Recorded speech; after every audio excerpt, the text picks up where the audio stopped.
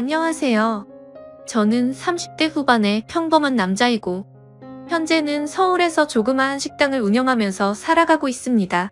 원래는 아내와 함께 행복한 미래를 꿈꾸면서 시작하게 된 음식점인데, 지금은 처제와 단둘이서 식당을 운영하고 있네요. 정말 남들에게는 결코 일어나지 않을 법한 말도 안 되는 일들이 제게 일어나게 되었죠.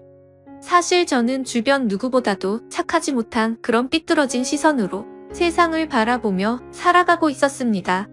어릴 때부터 저는 몸이 정말 허약한 체질이었습니다.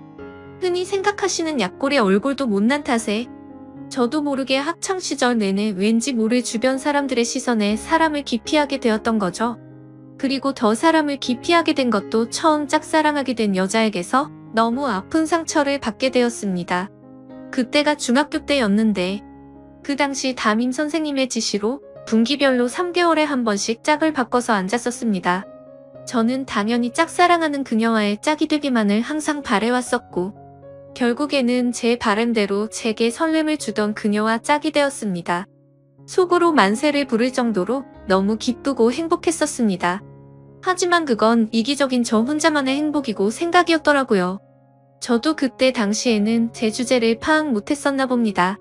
대놓고 노골적으로 저를 비난하고 무시하지는 않았지만 학교가 마칠 시간에 견출지를 건네어주다가 실수로 손이 닿고 말았습니다. 근데 얼른 피하듯이 하더니 더럽고 짜증난다는 듯이 행동을 하더라고요. 정말 그 사건으로 인해서 저는 너무 큰 상처를 받게 되었습니다. 그날 이후로 성인이 되어서까지 트라우마로 인해서 30 초반이 될 때까지 여자에 대한 거부감으로 단 한 번의 연애도 하지를 않고 살았죠. 물론 여자를 만날 수 있는 기회가 없지는 않았습니다. 다행히도 나이가 들면서 점점 외모적으로도 자신감이 생겨갔고 나름대로 저와 사귀고 싶다는 표현을 했던 여자들도 있었으니깐요. 하지만 기억 속에 그 일 이후로부터 제 마음은 너무 굳게 닫혀서 열릴 생각을 하지 못했던 거죠. 아무튼 저는 몇 년 전까지만 해도 그냥 이렇게 편하게 혼자 살아가려고 했었습니다. 직업에 대한 자부심도 있었고 굳이 결혼에 대한 필요성도 느끼지를 못했었거든요. 남들처럼 집안이 화목하거나 그렇지도 못해서 가족에 대한 중요성도 와닿지 못했었고 요즘에는 일부러 결혼을 하지 않고 살아가려는 사람들도 많은 시대라고 생각했습니다. 아무튼 미래에 대한 생각도 별로 없었고 그냥 그저 그런 하루하루를 지내고 있던 어느 날이었습니다. 월요일 무거운 몸을 이끌고 회사로 출근을 했습니다. 그런데 사무실에 집기 하나도 빠짐없이 텅텅 비어 있더라고요. 5년 동안 다니던 회사였기에 이게 무슨 일인가 싶어서 진심으로 꿈을 꾸는 건가 라는 생각으로 머리가 멍했고 망치로 얻어맞은 기분이었습니다. 황당해서 뭐지 싶은 마음에 전화기를 꺼내는데 뒤이어 직원들이 하나둘씩 출근을 하더라고요. 사태 파악을 하고 봤더니 사장이 기어코 직원들의 임금도 다 떼먹고는 야반도주를 했던 거였습니다. 그 당시에 저희 회사는 인테리어를 하는 회사였는데 솔직히 이 업계가 많이 불안한 건 맞았죠.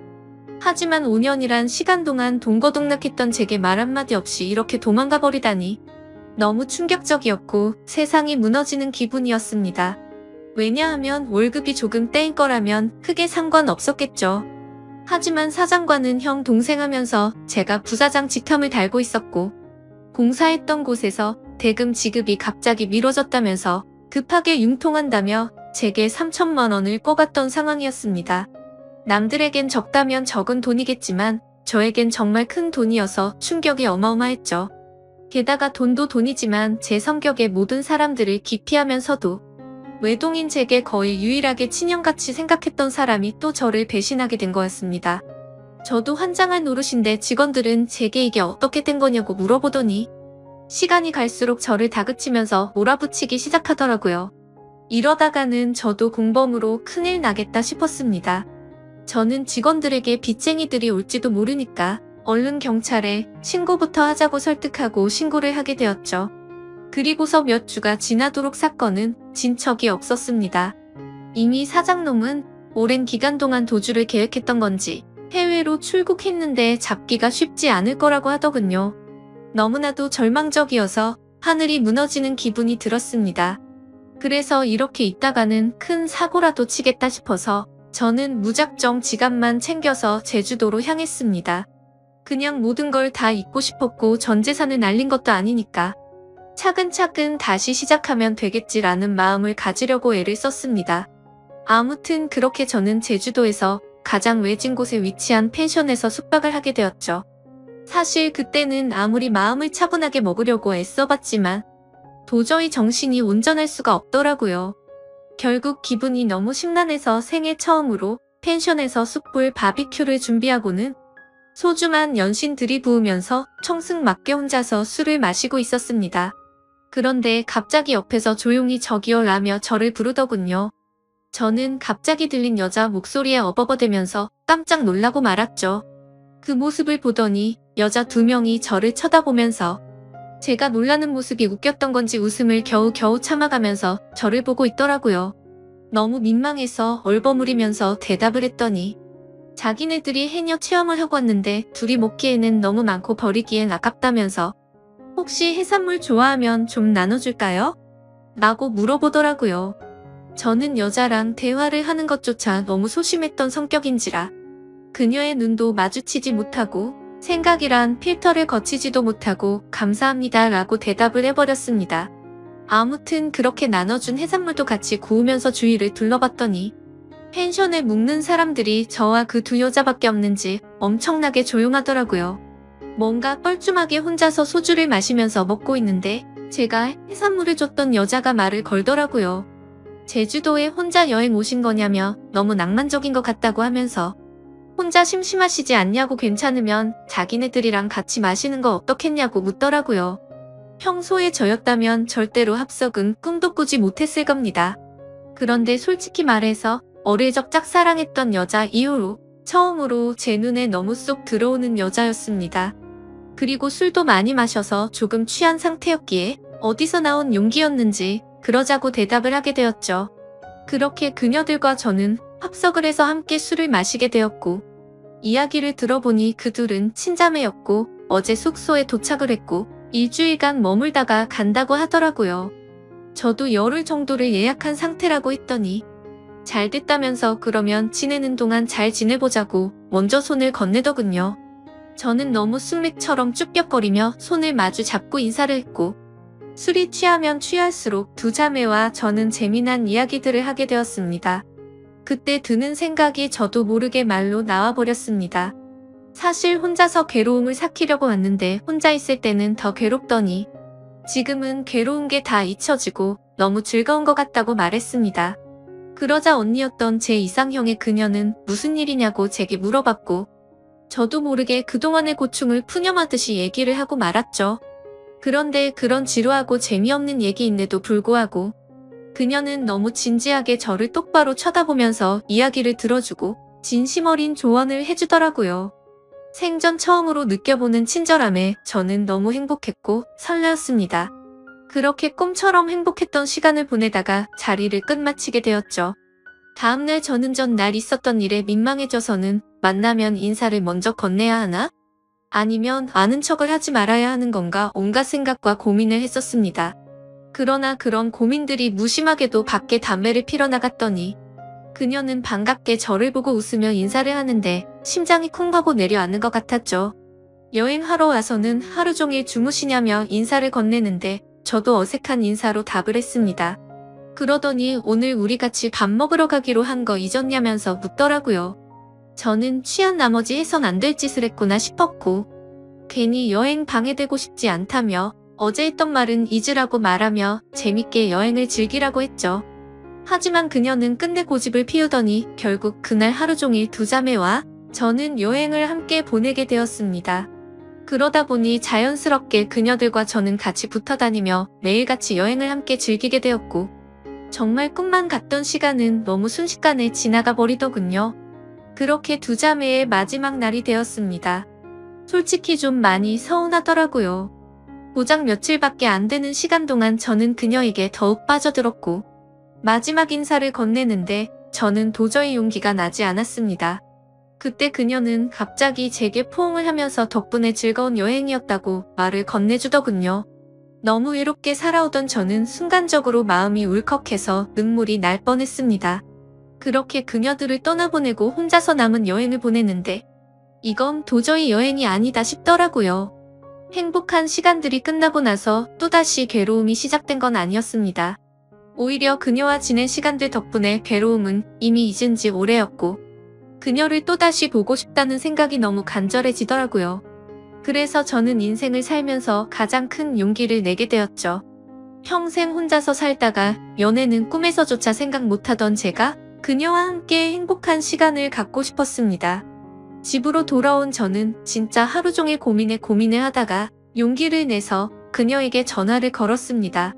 어두침침한 제 성격과는 다르게 그녀는 반갑다는 듯이 밝게 전화를 받아주었습니다. 저는 조심히 잘 가셨는지 해서 연락드렸다고 하니까 그녀는 그렇지 않아도 조심히 여행 잘 마쳤는지 궁금했다고 되물어 봐주더군요. 그렇게 몇 마디를 주고 받게 되었고 어차피 제가 말을 잘하는 편도 아니었기에 단도직입적으로 말했습니다. 제가 주말에 서울에 일이 있어서 가게 됐는데 시간 괜찮으면 밥이나 먹을까요? 라고 물어봤습니다. 그러자 잠깐의 고민도 없이 그녀는 그러자고 대답을 했고 약속을 잡은 뒤에 통화를 끊게 되었죠. 얼마나 긴장을 했던 건지 손이 떨리고 등에 땀이 흘러내릴 정도였습니다.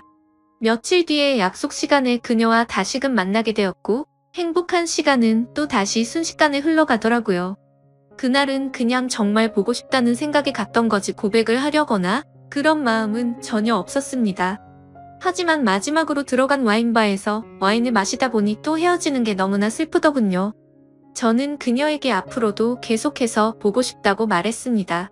그러자 그녀는 다른 여자들과 달리 제 마음을 알아줬는지 더 이상은 떠보지 않았고 제 손을 잡아주더라고요. 그렇게 제 인생에서 가장 사랑하는 그녀와 저는 연인이 되었고 남들에겐 힘들다고 하던 장거리 연애가 제게는 너무나 행복한 나날이었습니다. 아무리 멀다 한들 그녀를 매주 볼 수 있다는 건 제게는 너무 과분한 일이었죠. 우리는 그렇게 행복한 연애를 3년간 이어갔고 그녀 덕분에 저는 과거와 비교하면 너무나도 정반대의 사람이 되어 있었습니다. 새로운 직장에서 사람들과 웃으면서 대화도 잘 이어갔고 성실하고 착한 그녀를 따라서 고아원의 봉사활동을 다녔는데 제 마음이 너무 평온해지는 걸 느꼈습니다.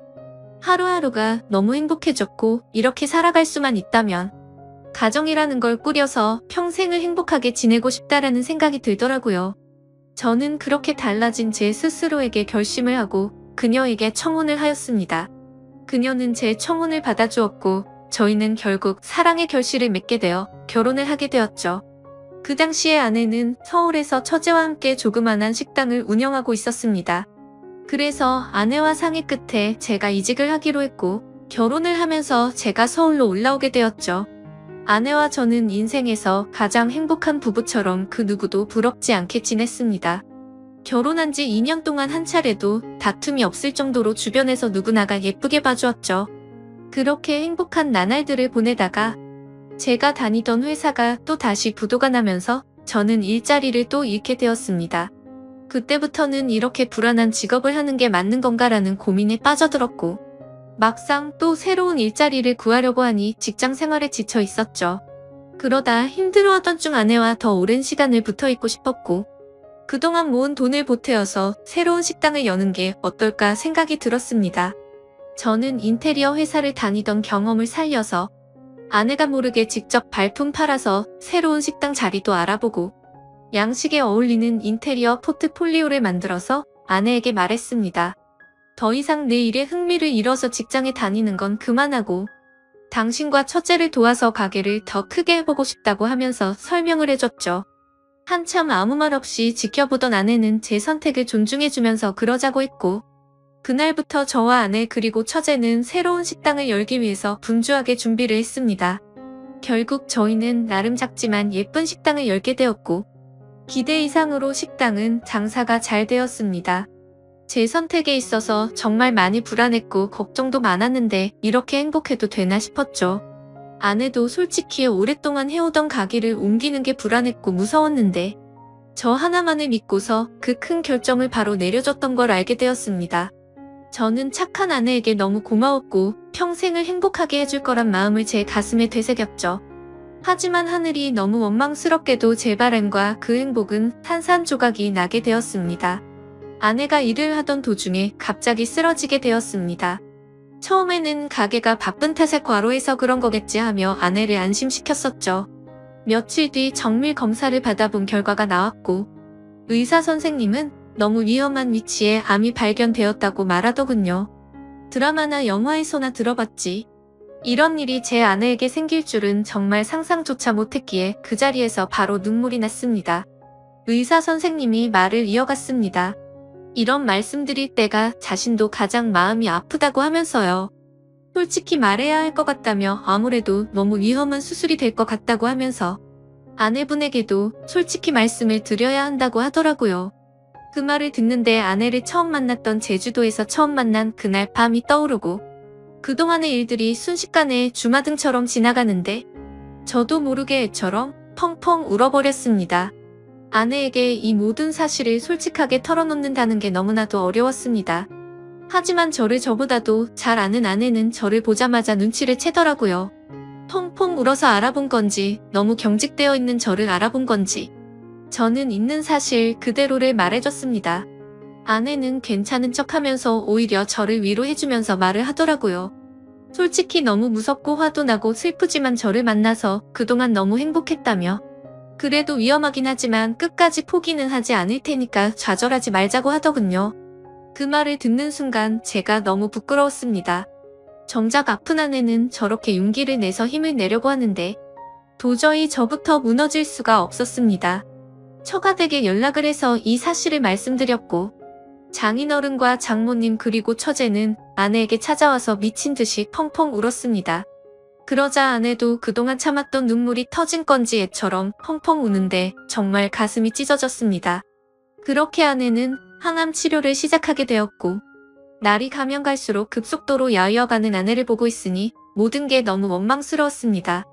괜히 나를 만나서 아내가 이렇게 아프게 된 것만 같고 죽을 만큼 너무나도 힘이 들었습니다.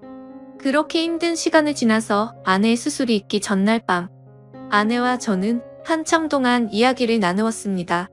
그때 처음으로 알게 되었던 건 아내도 제주도에서 처음 본 그날 저에게 호기심이 생겼고 관심이 갔었다고 하더군요.